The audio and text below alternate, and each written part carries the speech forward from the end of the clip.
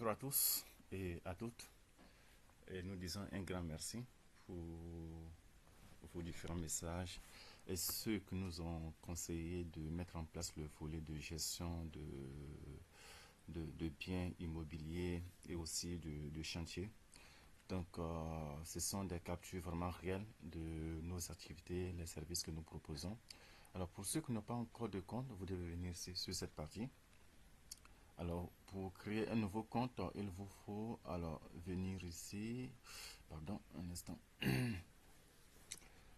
Alors, une fois ici, vous mettez votre nom et prénom, l'adresse email, le numéro de téléphone, le mot de passe, et puis vous devez aller lire ces conditions. Ou vous cliquez ici pour vous connecter avec votre compte Google. Cette partie, elle est très importante, la partie confidentialité ou utilisation des conditions générales.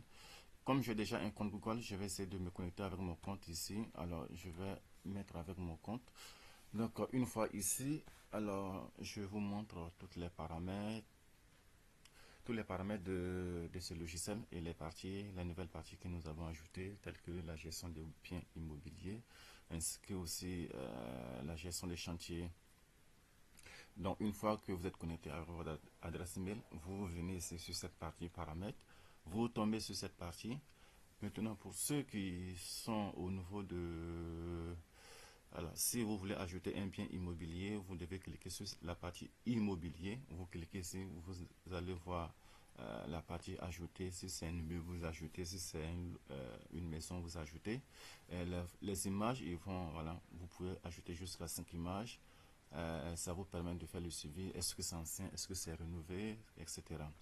Et par la suite, vous venez ici à chaque partie, la partie de l'eau, gestion de l'eau. Si c'est un nouveau lot, vous cliquez ici, la gestion de l'eau. Et si c'est aussi locataire, vous devez ajouter un nouveau locataire. Vous ajoutez au fur et à mesure, voilà, ça c'est la gestion des biens immobiliers. Donc on a regroupé toutes ces informations, sinon tout dans un seul logiciel. Si vous êtes un chef de chantier, vous venez ici aussi, vous pouvez voir l'évolution de votre chantier. Par exemple, lorsque vous cliquez ici, vous allez voir, voilà, vous pouvez ajouter l'évolution, modifier l'évolution. Voilà, vous pouvez mettre 25% parce que c'est un chantier qui a été suspendu. Donc, vous cliquez ici sur valider. Vous allez voir sur le plan global, le chantier qui est suspendu, il est passé à 25% d'évolution. Ensuite, vous pouvez venir ici, comme je dis dans un premier temps, à chaque dépense que vous faites, le budget, les dépenses. Sachez que vous pouvez ajouter, hein, vous pouvez ajouter, voilà. Mais cette partie, il est seulement franc CFA, je ne sais pas si c'est une erreur. Après aussi, vous pouvez venir ici, ajouter, bon, je pense que on n'a pas pensé aux autres, aux Marocains, aux Français, hein. Ici aussi, vous pouvez venir ici, qu'est-ce qui est consommé, qu'est-ce qui n'est pas consommé.